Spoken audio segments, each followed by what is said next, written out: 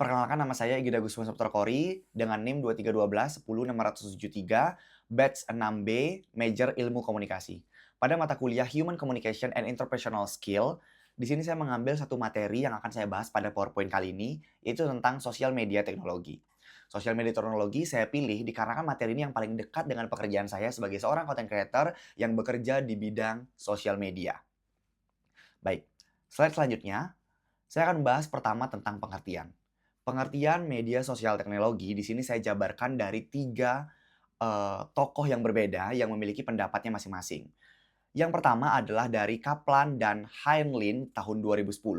Dia membahas tentang media sosial adalah sebuah kelompok aplikasi berbasis internet yang dibangun atas dasar ideologi dan teknologi web 2.0 atau 2.0 yang memungkinkan penciptaan dan pertukaran konten yang dihasilkan pengguna atau user generate content. Yang kedua, ada dari McQually pada tahun 2010 juga. Dia membahas dan memberikan pengetahuan serta pendapatnya mengenai media sosial bahwa media sosial merupakan bentuk baru dari media massa yang memungkinkan komunikasi dua arah dan partisipasi aktif pengguna dalam produksi serta distribusi informasi. Dan yang terakhir, pendapat yang saya petik adalah dari pendapatnya Rogers pada tahun 1983, teknologi adalah desain dan praktik teknik untuk menyelesaikan masalah atau menciptakan sesuatu yang berguna bagi manusia. Itu adalah ketiga tokoh yang saya ambil pendapatnya untuk mendeliver makna dari media sosial teknologi. Baik, slide selanjutnya yaitu tentang positif dan negatif dari sosial media teknologi. Hal ini tentunya saya rasakan langsung dalam perjalanan karir saya menjadi seorang content creator di media sosial. Dan di sini ada beberapa poin negatif dan juga poin positifnya. Yang pertama saya akan menjelaskan mengenai poin negatifnya. Untuk negatif daripada si media sosial teknologi ini, yang pertama adalah adanya ketergantungan dan kecanduan. Hal ini membuat kita terus-menerus membuka sosial media setiap harinya. Bahkan contoh simpelnya adalah saya sendiri ketika bangun tidur, yang pertama saya buka adalah handphone saya dan saya akan langsung mengecek media sosial saya untuk mengetahui apa yang terjadi pada hari ini. Yang kedua, negatifnya adalah sangat mudah terjadi cyberbullying dan juga ujaran kebencian. Karena di media sosial itu seperti alam liar di mana kita bisa dan bebas melakukan apapun tanpa diketahui oleh siapapun.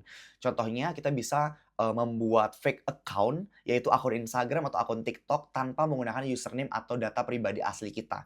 Dan dengan menggunakan fake account itu kita bisa dengan mudah menghujat atau membullying orang lain melalui akun fake tersebut. Yang ketiga, mudahnya penyebaran hoaks dan juga disinformasi. Penyebaran hoaks dan juga disinformasi sangat mudah tersebar melalui media sosial karena orang bisa berlindung di balik fake account yang telah saya jelaskan tadi. Dan yang keempat, privasi dan keamanan data yang sangat mudah terganggu. Privasi dan keamanan data dari media sosial sangat mudah dibocorkan.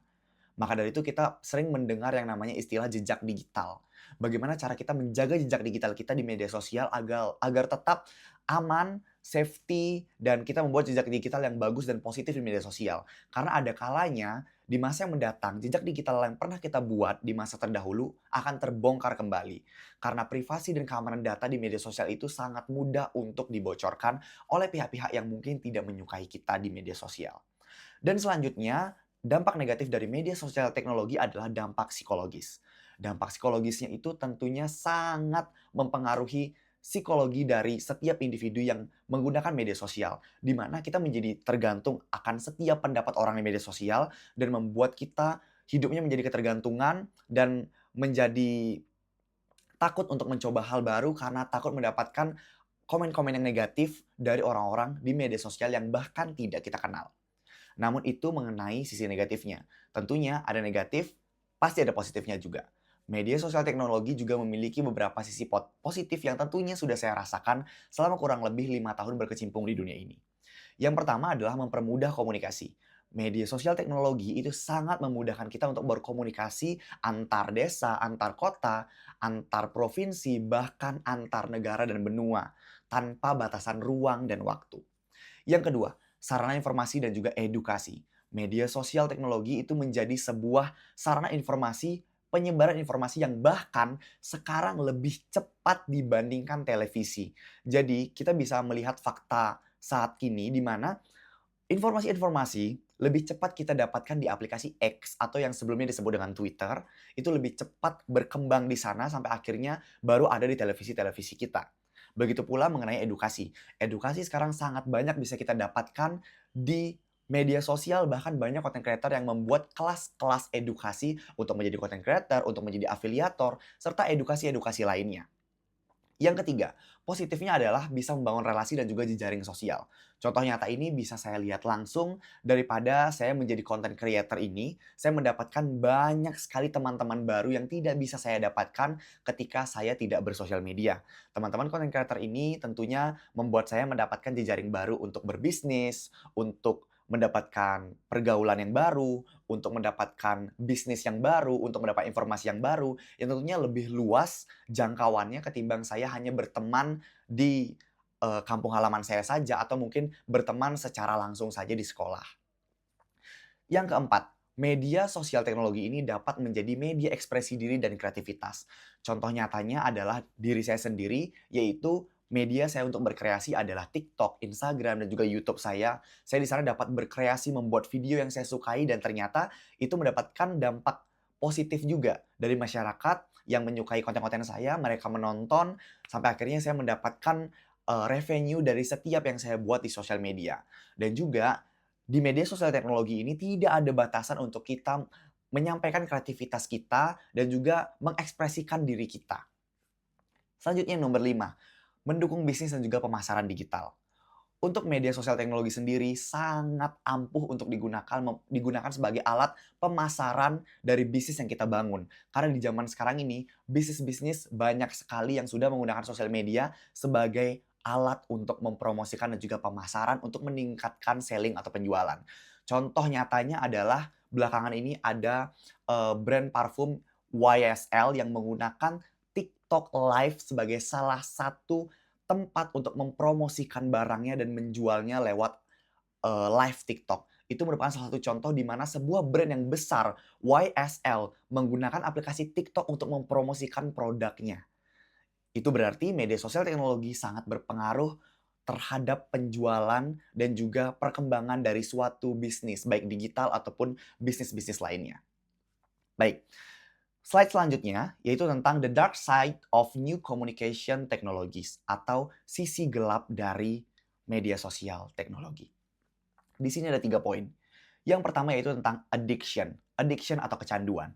Kecanduan internet adalah ketergantungan berlebihan terhadap teknologi digital. Ditandai dengan penggunaan hingga 80 jam per minggu. Dan sesi yang bisa berlangsung hingga 20 jam.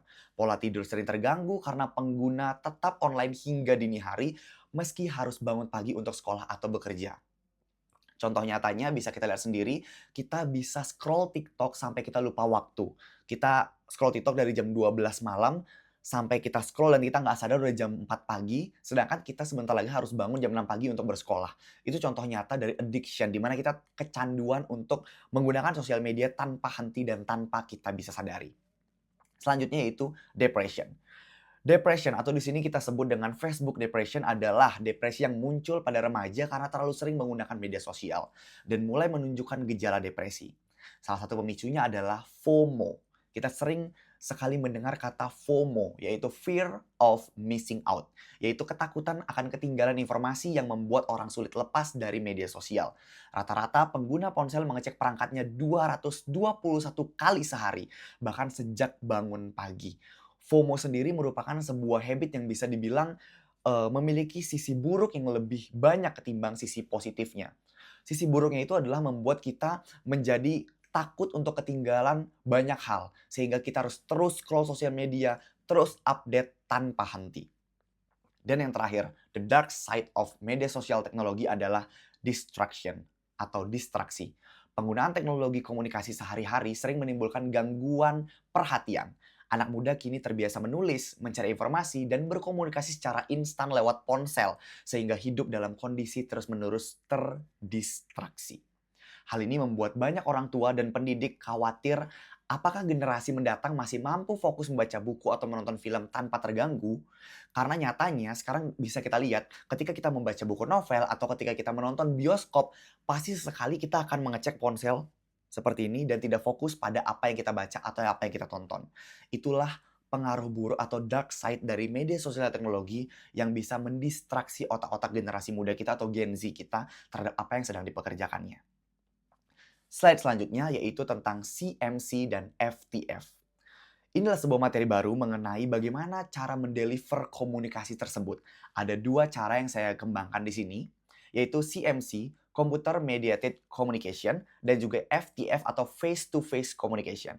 Yang pertama yaitu tentang CMC, Computer Mediated Communication, yaitu komunikasi yang terjadi melalui perantara komputer atau perangkat digital seperti email, chat, media sosial, video call, dan platform digital lainnya.